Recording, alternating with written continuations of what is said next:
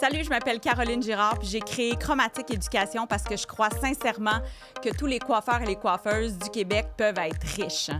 Avec le podcast, j'ai décidé d'ajouter une couche supplémentaire à ce que j'offre déjà en formation et en accompagnement pour vous présenter des gens qui peuvent vous aider à atteindre le revenu que vous souhaitez. Bonne écoute!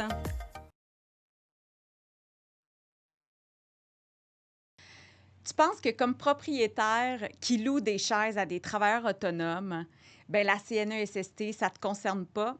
Détrompe-toi.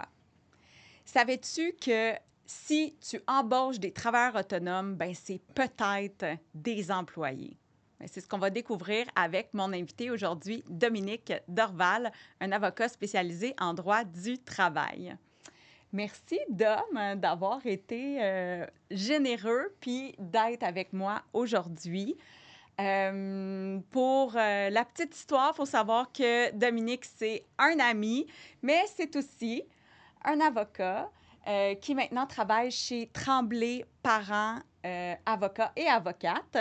Puis avant, il a travaillé pendant 13 ans à la CNESST. Fait que ça veut dire, Dom, que tu connais les deux côtés de la médaille, c'est ça? Exact, oui. Exact. Bien, salut Caro, ça me fait vraiment plaisir d'être avec toi aujourd'hui. Merci pour l'invitation. Oui, effectivement, je dirais que j'ai été assis sur la clôture, donc j'ai vu les deux côtés, autant les employeurs que les employés. Fait que je connais quand même très bien là, le régime d'indemnisation, tout ce que ça implique. OK.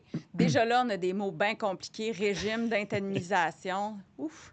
Mais je vous garantis que avec Dom, ça va être le fun parce que c'est le seul avocat avec qui je discute qui me fait rire. Oui, oui. Fait que pourquoi Dom, on est ici aujourd'hui, là? Parce que c'est tout de ta faute, OK? Dominique m'a poussé à faire un podcast parce qu'il était comme, mais il faut qu'on adresse ces sujets-là, Caro. Fait que pourquoi c'est important pour toi, Dom, d'être ici aujourd'hui puis qu'on fasse ça ensemble? Ben, en fait, je te dirais que, tu sais, la première chose, c'est on entend souvent ça, là, la fameuse phrase nul n'est censé ignorer la loi, là, mais personne nous l'enseigne. Hein? On nous dit ça, ah, t'es supposé connaître. C'est pas une défense hein, de dire, ah, je savais pas que tel règlement ou telle loi disait telle affaire. Ouais. Mais à quelque part, c'est ça, personne nous le dit. Donc, pour moi, aujourd'hui, c'est une opportunité de venir peut-être démystifier certaines affaires, expliquer des choses qui sont soit pas connues ou qui sont trop compliquées. On va essayer de rendre ça simple, là, Ouais. tu sais. Donc, c'est un peu ça l'objectif aujourd'hui. Puis aussi parce que je sais qu'il y a des décisions des tribunaux qui concernent les salons de coiffure. Fait que, tu sais, Ouais. moi, quand on s'est connus puis je t'entendais parler de ce que tu fais, ça m'a interpellé. Puis je trouvais que c'est un sujet que je trouve intéressant puis que les gens devraient connaître plus. Là. Fait que j'espère que c'est ça qu'on va réussir à faire On se aujourd'hui. croise les doigts parce qu'effectivement, on a plein de fausses conceptions des fois parce qu'on est mal informé ou on ne prend pas nécessairement la peine d'aller chercher l'information. Fait qu'on a le droit à une consultation gratuite avec Maître Dorval aujourd'hui. Il est prêt, il a amené son livre et tout. C'est intimidant, mais bon. Fait que, j'aimerais ça qu'on commence avec... tu voulais qu'on aborde les termes qu'on va utiliser aujourd'hui pour qu'on parle de la même chose. On va parler de employés et travailleurs autonomes, c'est ça? Exact. OK. Ouais. En fait, c'est important de commencer par démêler ça. Ça va conditionner un peu toutes les autres affaires dont on va parler aujourd'hui. Puis, tu sais, on utilise des acronymes pour les lois. Là, on va rendre ça simple, OK? Mais tu sais, en fait, la première chose qu'il faut essayer de déterminer, c'est justement un peu c'est quoi le concept là, d'un employé ou d'un travailleur autonome. Tu sais, employé, là, on va utiliser Ouais. autant employé que salarié que travailleur, mais on va utiliser le mot employé, là, ça va être comme plus simple. Là. Mais comment on fait pour différencier finalement l'employé du travailleur autonome? En fait, tu sais, dans le Code civil du Québec, Ouf, hein, il y a déjà. des... Il y a des... Ces deux termes-là sont englobés. En fait, l'employé, il va être couvert par ce qu'on appelle un contrat de travail, puis le travailleur autonome, lui, c'est le contrat de service. OK? OK. On va pas rentrer dans les détails, mais juste dire que, tu sais, ces deux types de contrats-là, ils ont des caractéristiques communes. Tu sais, c'est vraiment simple, là, c'est-à-dire que autant pour un employé que pour un travailleur autonome, les deux vont fournir une prestation de travail ou un service, puis ils vont être payés en conséquence. Donc ça, c'est vraiment évident. Tu sais, je pense que Ouais. tout le monde sait ça. La grosse différence différence entre les deux, c'est que pour l'employé, il existe ce qu'on appelle le lien de subordination. Oui, alors c'est ce terme-là qui... C'est vraiment tout... Et quand un tribunal essaie de déterminer est-ce que je suis en présence d'un employé ou d'un travailleur autonome, c'est toute cette question-là qu'on va examiner. Puis comment on va faire pour déterminer le lien de subordination dans un cas versus un autre? En fait, on va regarder la preuve qui est disponible. On va regarder qu'est-ce qui existe entre les parties. C'est quoi la situation factuelle? Comment la personne est payée? En fait, je dirais que le terme qui est utilisé de façon générale, c'est quoi le degré de contrôle d'une personne sur l'autre? Fait que ça Ouais. veut dire que mon chum n'est pas travailleur autonome. Ah ben là, ça c'est toi qui sais. OK, fait qu'on parle de degré de contrôle. Exact. Donc, Genre, si je décide des heures d'ouverture ou si je décide des heures de travail de mon travailleur autonome, en fait, tu sais, j'aurais pas le droit. en fait, de la personne qui... C'est pas une question de j'ai pas le droit ou pas, mais on va examiner c'est quoi la situation qui prévaut entre les deux personnes. Donc, plus le degré de contrôle va être élevé, plus il y a des chances que cette personne-là, soit qualifiée d'employé, puis qu'elle soit sous le régime d'un contrat de travail. Donc, ça va être un peu comme ça, là. Qui détermine l'horaire, qui détermine les vacances, est-ce qu'il faut demander des autorisations? Ça, c'est un premier point. Puis, tu sais, là, il y a autant de situations factuelles que tu peux t'imaginer. L'autre point qu'on va regarder aussi, c'est toute la question du risque de profit ou de perte. Ça, souvent, ça va conditionner parce que, tu sais, un employé, normalement, ça ne prend pas de risque. C'est-à-dire que ça se présente au travail, ça fait ses heures, puis il y a une paye à la fin de la semaine. Ouais. Alors qu'un travailleur autonome, par la définition, des fois, on appelle ça aussi un entrepreneur indépendant. Là, on n'est pas rentré dans tous les termes, ça veut dire la même chose. Lui, il y a un risque de profit. S'il ne trouve pas de clients, il n'y aura pas d'argent. Donc, toutes ces choses-là sont examinées. Puis là, écoute, un juge devant un tribunal ou un avocat dans son bureau que tu consultes va être capable de te dire, ou en tout cas, du moins, de te donner des indices, c'est quoi le statut de cette personne-là? C'est un employé, c'est un travailleur autonome. Okay. Donc, ça, c'est comme la base, là. Puis pourquoi c'est si compliqué que ça? Ça me fait mourir. Pourquoi c'est si complexe que ça de déterminer travailleur autonome versus employé dans le milieu de la coiffure? Ben, écoute, c'est une super bonne question que tu me poses là. Moi, j'aurais genre envie de te faire un miroir puis de te la pitcher. Miroir. Mais parce que, tu sais, toi, tu connais le milieu plus que moi. Ouais. Moi, mon feeling, c'est que c'est des pratiques établies. Tu sais, j'ai l'impression que ça fait longtemps que le milieu il est structuré un peu comme ça. Tu sais, il y a des milieux pour lesquels on se pose pas de questions. Tu sais, un caissier chez McDo, on le sait que c'est pas un travailleur autonome. Mais dans le milieu de la coiffure, ça me semble qu'il y a des manières dont les gens, les propriétaires de salons, les coiffeurs, coiffeuses, se sont organisés entre eux qui fait en sorte qu'il y a une ambiguïté des fois là-dessus. Ça me fait penser à... Puis là, tu vas être heureux d'entendre mon anecdote parce que quand on a fait la pré-discussion pour le podcast, comment je te garde la surprise, ça me fait penser à l'histoire du fameux jambon, n'est-ce pas? On est rendu là, Dom. C'est bon. En fait, c'est comme si moi, j'apprends à cuisiner à ma fille, puis on cuisine un jambon, puis je vais couper les 2 bouts du jambon avant de le mettre dans le chaudron. OK? Puis là, ma fille, elle me dit, mais pourquoi tu fais ça? Moi, je le sais pas parce que c'est ma mère qui me l'a montré. Fait que là, moi, je demande à ma mère. Puis là, ma mère, elle dit, ben je le sais pas, c'est grand-maman qui me l'a montré. Fait que là, quand tu remontes, puis là, on demande à grand-maman qu'est-ce qui est arrivé, pourquoi qu'elle coupe les bouts du jambon. Ben c'est parce qu'à l'époque, elle n'avait pas un chaudron assez grand. Fait qu'on coupe puis on perd des bouts à chaque fois sans savoir pourquoi, parce qu'on reproduit la chose d'avant puis d'avant. Fait que je pense que ça expliquerait pourquoi on devient toutes mêlées dans la différence entre un travailleur autonome puis versus un employé, parce que je pense qu'au fil du temps, les gens ont pris les bouts qui leur tentaient de prendre pour laisser aller des choses moins le fun, genre de la paperasse, genre des obligations monétaires, genre tout ça. Ça se peut-tu, ça? Écoute, c'est très possible, ça fait bien du sens parce que en fait, c'est ça, des fois, on regarde une situation puis on fait comme « Ah, mais pourquoi on fait ça de même? » Puis là, on réalise que dans le fond, on le sait pas, mais c'est de même. Fait que oui, ça fait bien du sens. Bon, Excellent exemple. ma fameuse histoire de Oui, jambon. j'aime ça, j'aime ça.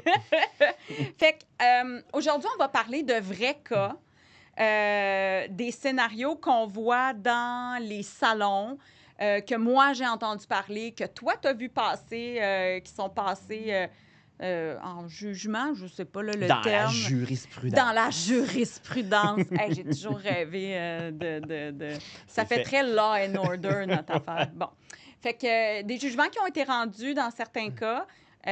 Puis j'ai vraiment hâte là, d'entendre ces jugements-là parce que c'est très surprenant. Fait que tu voulais me parler de un cas en particulier, je pense. Qu'est-ce qui est arrivé avec ce cas-là?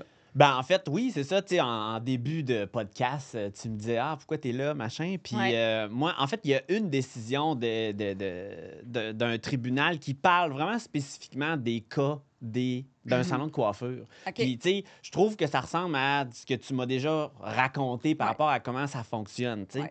Puis la décision, ça s'appelle Salon chez Christine. Salon chez Christine. C'est même pas une joke, là. C'est ça pour vrai.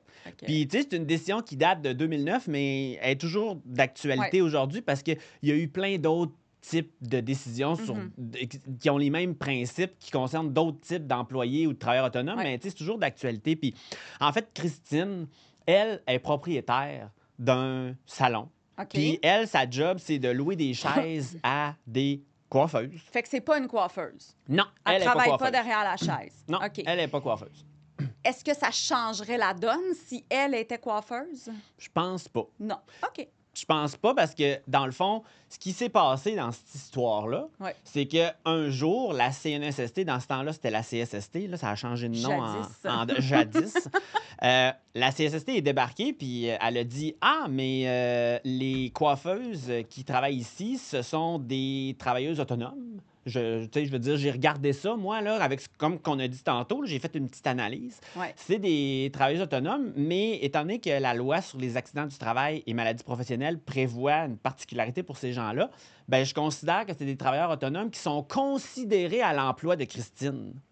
Donc, fait que ça veut dire que si ces coiffeuses-là se blessent, ils vont être couvertes par la CNSST. Mais ce que ça veut aussi dire, c'est que s'ils sont considérés à l'emploi de Christine, ben Christine, il faut qu'elle paye les cotisations à CSST, c'est-à-dire les primes d'assurance, si tu veux mettre ça plus simple. Mais Christine, elle pense pas qu'elle avait budgété ça dans ses affaires. Fait que Christine a contesté la décision de la CSST puis est allée devant le tribunal. Puis le tribunal, c'est ce qu'il est venu dire. Le tribunal est venu dire, moi, j'ai analysé la situation. C'est des coiffeuses qui sont... ils viennent, ils donnent un pourcentage de leurs revenus, ils utilisent leurs propres outils, ils donnent des disponibilités, ils fixent les prix ensemble. Bref, le tribunal a fait l'exercice là, par rapport aux liens de subordination là, qu'on a parlé tantôt. Puis il a dit, ah, moi, je considère que dans ce cas-là, ça peut être différent, c'est des travailleurs autonomes. Mais la loi sur les accidents du travail, ce qu'elle dit, c'est que lorsqu'il y a des travailleurs autonomes qui travaillent au sein d'un établissement, là, dans ce cas-ci, au salon chez Christine, lorsqu'ils exercent des activités similaires ou connexes à celles de l'établissement. Similaires ou connexes. C'est vraiment le terme qui est dans mon beau petit livre rouge, là.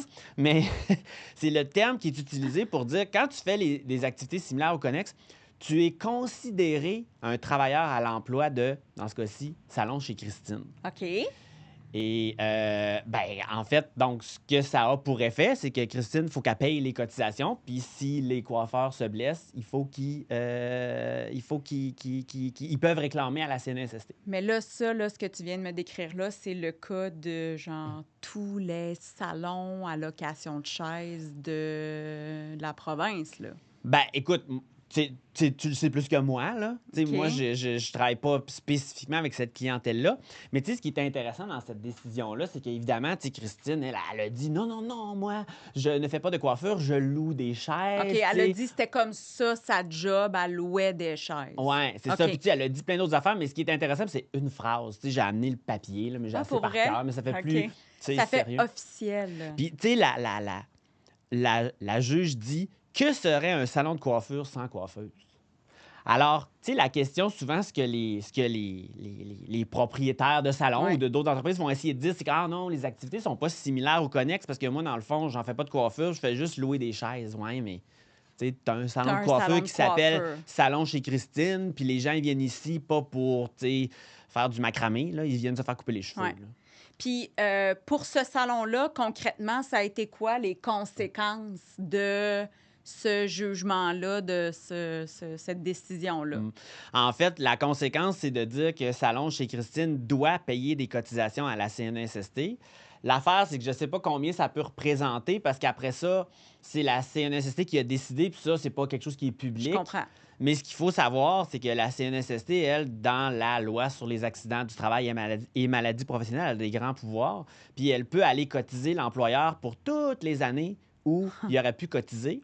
Et là, si je te mets ça au pire, Oui! là, la loi a été adoptée en 1985. Fait que techniquement, elle pourrait reculer jusqu'en 1985. OK, fait que c'est pas comme les impôts, là, 7 ans en arrière, là. Non, C'est il n'y a pas de comme limite. jusqu'à quand j'avais des couches. Jusqu'à quand la loi a été OK. adoptée. Oui, OK. c'est ça. OK. Exact. Fait que moi, avec ces nouvelles informations-là, si j'étais propriétaire d'un salon à location de chaises, je m'informerais grandement sur les cotisations à la CNESST. Puis je dis ça, puis je dis rien. Mais ça me stresse. Ça, pour vrai, ça veut dire que c'est de l'arriérage. Puis là, quand il y a... j'ai une question, je ne sais pas si tu vas être capable de me répondre, là, mais quand il y a des affaires comme ça que la CNESST va enquêter dans une entreprise, puis là, ils voient des choses et tout qui sont peut-être pas dans les normes. Est-ce que tous ces beaux comme appareils gouvernementaux-là se parlent ensemble? Tu sais, genre, coucou, Revenu Québec, le salon, un tel, nous, on est en train de faire des vérifications. Peut-être que vous aussi, vous devriez vérifier. Tu sais, je peux pas te dire spécifiquement s'ils le font, mais tu sais, s'ils le font vraiment de façon convenue, mais tu sais, c'est Revenu Québec qui perçoit toutes les cotisations de la CNSST. Là. Ça, tu sais, il y a comme, ça passe par là. OK. Fait que moi, je suis pas capable de te dire, de donner une réponse précise, mais ce que je peux dire, c'est que c'est pas exclu que Ouais, ces gens-là puissent se parler. je comprends. Tu sais. OK. Parce que si tu touches à une chose ici, ça a un impact là, ça peut toujours avoir Ouais. une influence. OK. Mm. Au final, c'est toujours mieux de suivre la loi. Ben, oh, il faut toujours suivre la Dominique loi, le Caro. justicier. J'aimerais ça qu'on y mette une petite cape au montage, s'il vous plaît. Ouais, j'avais une question pour toi que j'ai déjà eue, qu'on m'a écrit dans un DM Instagram. Les travailleurs, pas étrangers, mais tu sais, les gens qui viennent avec un permis de travail, qui souhaitent émigrer au Québec, au Canada, en fait, ils doivent avoir là, un emploi pendant 2 ans, je crois. Est-ce qu'ils sont aussi considérés ou protégés par la CNESST?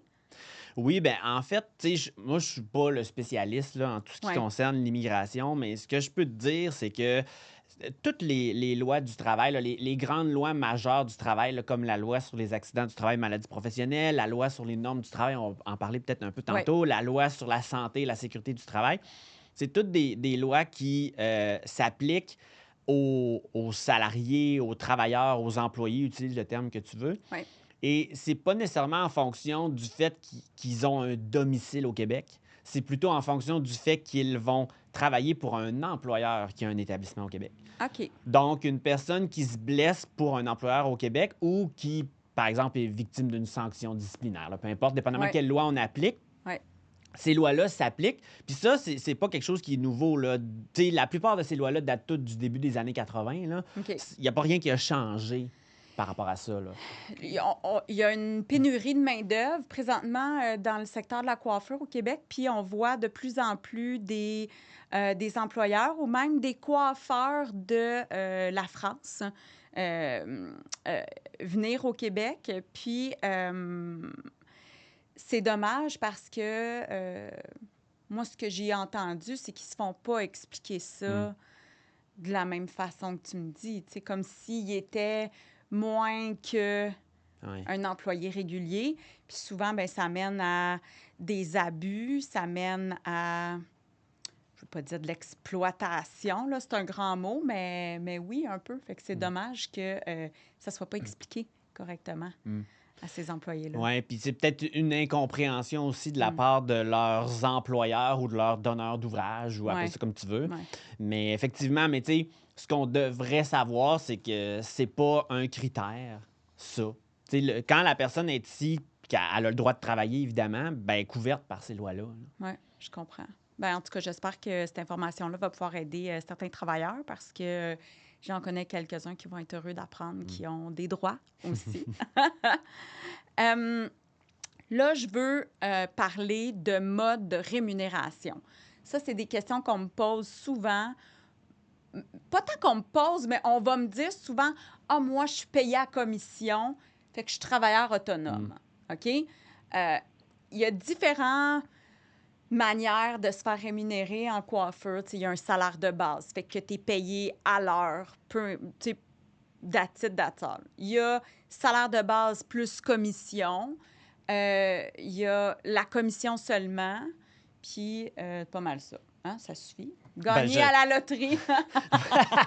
J'espère que tu me le demandes pas parce que là, je le sais pas. Qu'est-ce que t'en penses? Non. Qu'est-ce que t'en... Ah, il devrait en avoir un autre. Il devrait en avoir un autre. Non, mais en tout cas. Puis, je me fais souvent dire que ben moi, je suis payée à commission, fait que je suis travailleur autonome. C'est-tu vrai, ça? Ben, en fait, j'aurais envie de te dire que la réponse, c'est non. Puis on revient à ce qu'on a dit tantôt, tu sais. Qu'est-ce qui est important pour distinguer un employé d'un travailleur autonome? Je sais. Vas-y. Le lien de subordination. Voilà, bravo. Cool. Donc, c'est ça qu'il faut regarder. Donc, le mode de rémunération, je te dis pas que ça peut pas être quelque chose qui va être considéré dans l'ensemble des éléments qu'on va regarder pour déterminer s'il y a un degré de contrôle, un lien de Ça, c'est une subordination. réponse d'avocat. Ouais, je le sais. Oh my God! OK, vas-y, continue. Ouais, moi, je suis toujours dans le gris, là, tu sais, je peux pas... Mais, donc, c'est pas que ça peut pas être pris en compte, mais c'est pas ça. Tu sais, l'espèce de conception traditionnelle, « Ah, mais là, moi, je suis payé à la commission, alors je suis travailleur autonome. » Non. Non. C'est pas... Ce raisonnement-là, c'est... On saute une étape. OK. Est-ce qu'il y a des cas où... tu sais, on parlait de salaire de base ou salaire de base avec commission ou simplement commission. Ça me fait penser à des cas où il y a des employeurs qui vont rémunérer soit le salaire minimum ou la commission. Puis il y en a d'autres qui vont donner juste de la commission, puis qui vont avoir travaillé 25-30 heures, mais si pendant ce 25-30 heures-là, ils ont eu 2 coupes-hommes, bien, ils vont retourner chez eux avec 50 de 2 coupes-hommes pour 30 heures de job. Ça, travailleur autonome ou employé? Ben, en fait, tu sais, la première affaire qu'il faut déterminer, c'est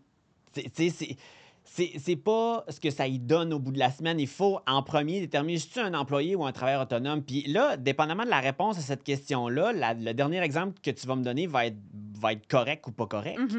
Parce que... Tu sais, dans le cas où c'est l'employeur qui détermine les horaires de travail, c'est l'employeur qui détermine la liste de prix. En fait, ce qui est sûr, c'est que si on qualifie une personne d'employé, elle ne devrait pas recevoir moins que le salaire minimum parce que là, tu as la loi sur les normes du travail qui va s'appliquer à cette personne-là. OK. Mais tu vois, c'est un super bel exemple pour encore une fois essayer de déterminer qu'est-ce que je suis. Parce que si je suis travailleur autonome, qu'est-ce qu'on a dit tantôt? J'assume le risque de Il y a un perte de risque profit. financier, c'est ça. Donc, moi, si j'arrive en bout de ligne, j'ai fait juste 2 coupes, puis je repars avec, je sais pas, moi, je sais pas combien ça vaut, 40 piastres chez nous, ben, puis que j'ai passé 30 heures à attendre qu'un client vienne, Ouais. ben, je veux dire, ça, c'est, entre guillemets, c'est ça que tu as choisi. Tu sais, tu es un travailleur autonome. Ouais. Donc, c'est ça la différence. Mais si tu es un employé, puis que c'est ça ta situation, fais une plainte parce que c'est pas normal que tu sois payé comme travailleur au Québec en dessous du salaire minimum. Ben, ça c'est pas possible. Tu sais, si Ouais. tu es disponible pour travailler, puis... Ouais. Mais c'est là où, justement, des fois, l'espèce de flou qui a l'air d'exister dans le monde de la coiffure, là, Ouais. l'histoire du jambon, fait Ouais. que là, on sait plus, là. Tu sais, Ouais. puis c'est pas de la mauvaise foi, hein. Moi, j'ai pas l'impression qu'il y a personne qui est de mauvaise foi dans cette histoire-là. Une personne pense que c'est comme ça, l'autre aussi, puis... Mais en bout de piste, peut-être que c'est pas tout à fait ça. Je comprends.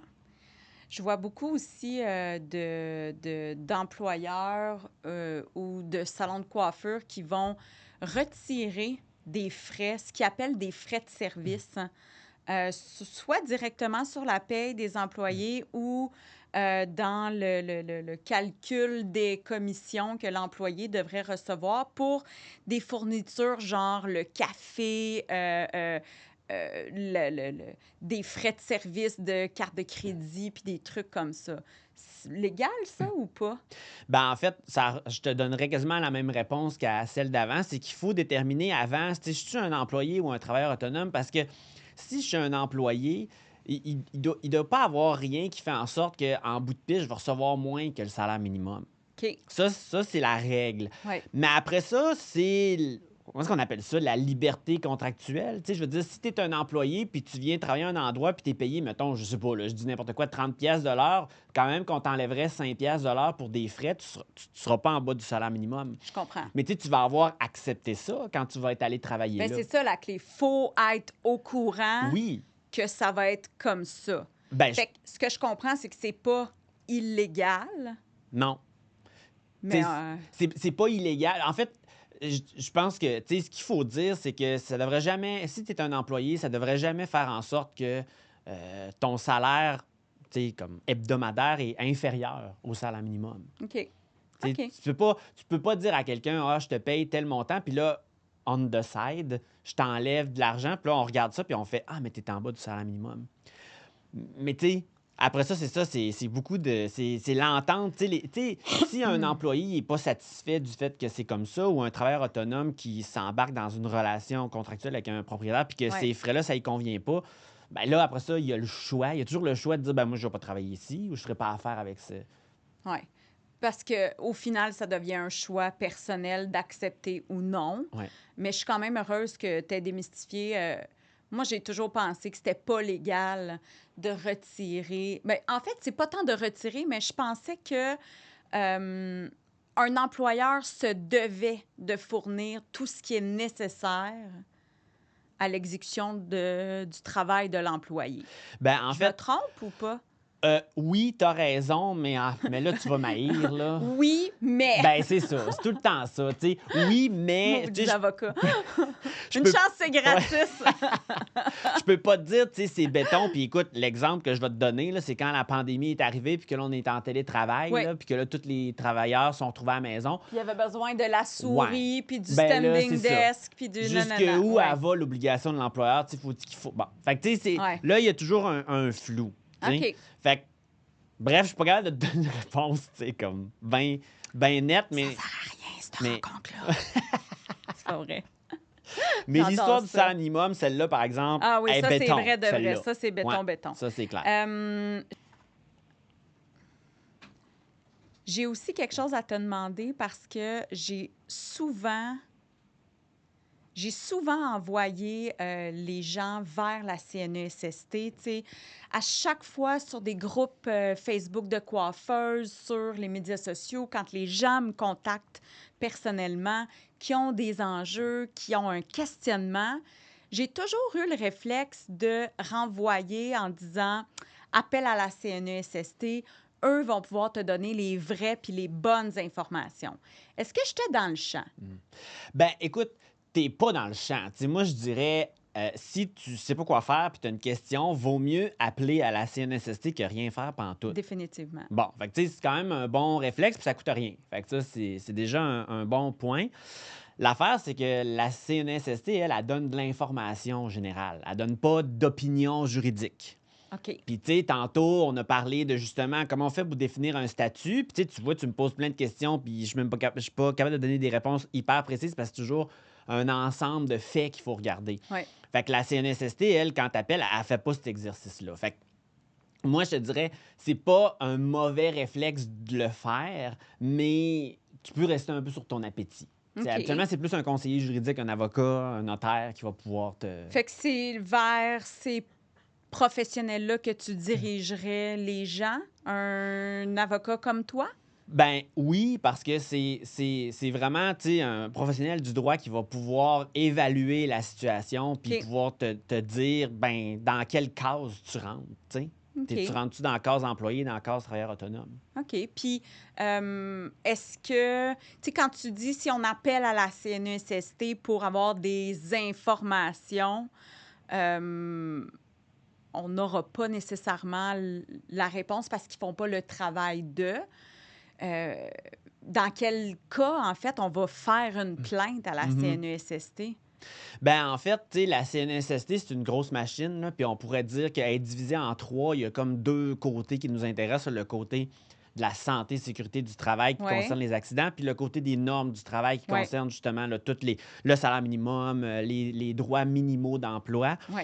Euh, Tu sais, moi, ce que je dirais, c'est si tu as un doute en tant qu'employé, c'est plus les employés là, que ça concerne, ce volet-là, mais Oui. si tu as un doute par rapport à un de tes droits, que ce soit parce que tu as eu un accident du travail ou une maladie professionnelle, ou tu as une question par rapport à une mesure disciplinaire ou une sanction ou des vacances, un salaire minimum, n'importe quoi, vaut mieux appeler à la CNSST puis déposer une plainte, quitte à réévaluer par la suite, que de ne pas le faire.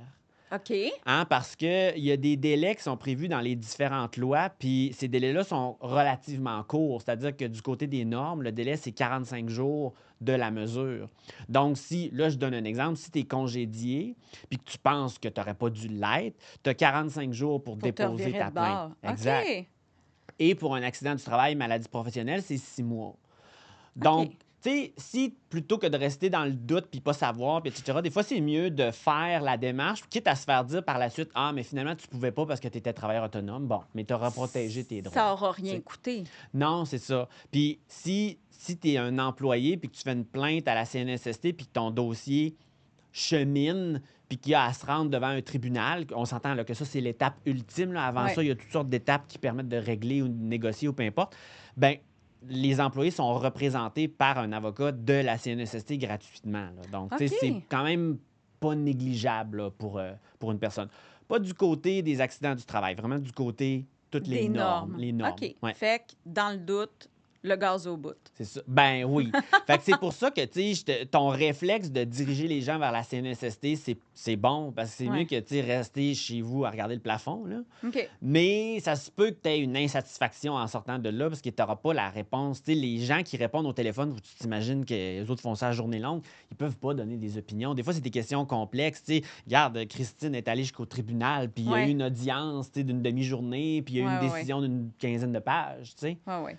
Fait Ça, que c'est pas un appel à un centre d'appel là, qui c'est peut ça. déterminer ça. Exact. Puis sinon, ben c'est mieux de conseiller d'aller consulter un avocat, un notaire, tu disais tout à l'heure? Ben, moi, en fait, n'importe quel conseiller juridique, puis, tu sais, on a souvent tout un peu des domaines dans lesquels on a Oui, plus de connaissances. Comme moi, c'est vraiment le droit du travail. oui. Donc, tu sais, plus que, par exemple, le droit criminel ou familial. Fait que, tu sais, idéalement, c'est de choisir un professionnel qui connaît bien ces questions-là parce que, tu sais, tu le vois, là, depuis tantôt, c'est très technique, Oui, c'est très précis, là, oui. ces questions-là. Bien, tu sais, moi, je dirais pour les gens qui nous écoutent, qui hésitent à investir de l'argent dans du conseil professionnel comme ça, moi, le meilleur 300 $ dépensé de ma vie, c'est à un avocat qui m'a grandement sauvé la mise pour mon bail commercial.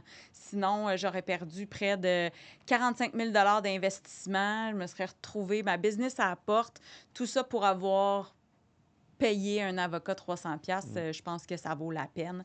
Puis surtout dans le cas qui nous intéresse, tu sais, des fois, les employeurs, moi, j'aimerais pas ça comme employeur, me faire dire qu'on retourne 15 ans en arrière de ma business pour des trucs impayés, là.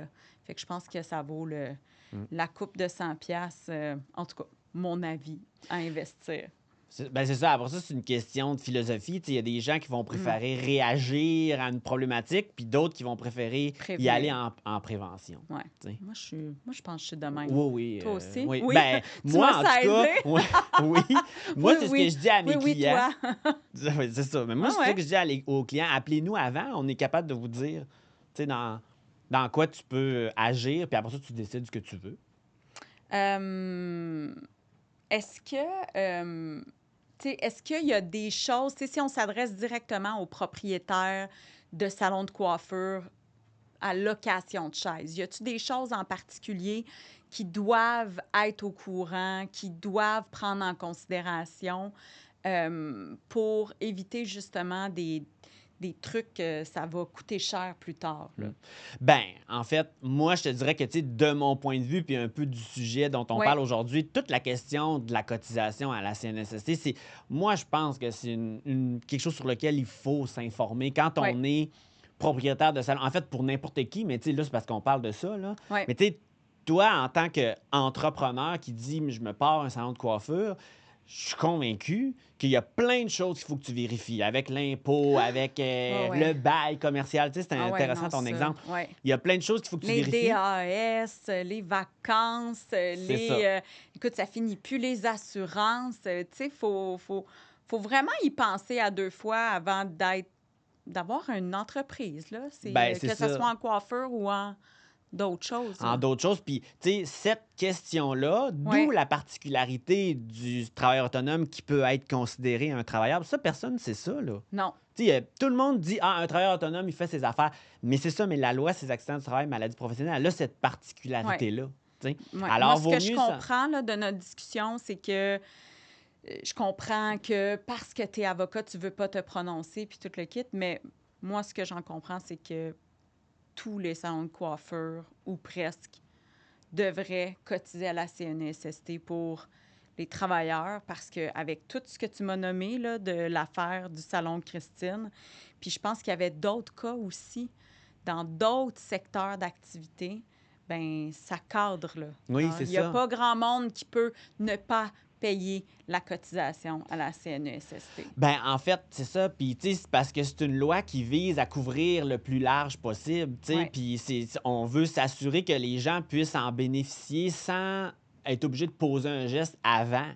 Donc, ce qu'on demande, c'est que les employeurs déclarent. Fait que c'est de l'autodéclaration. Fait que quand les employeurs se déclarent pas, puis encore là, je reviens à ce que je disais tantôt, c'est pas de la mauvaise foi. Des fois, c'est une conception. Ah, mais moi, j'ai des travailleurs autonomes, fait que j'ai pas Bien, à déclarer rien. c'est Ouais, ça mais qu'on parlait au attention, début du c'est ça. podcast. On pense, quand on a des travailleurs autonomes, que la CNESST, ça ne nous concerne pas. C'est ça. Okay. Puis, il y en a des exemples là, au fil du temps. Là, les salons de coiffure, mais il y a les massothérapeutes dans des spas, que ça a été assimilé, ça a été considéré des travailleurs autonomes à l'emploi.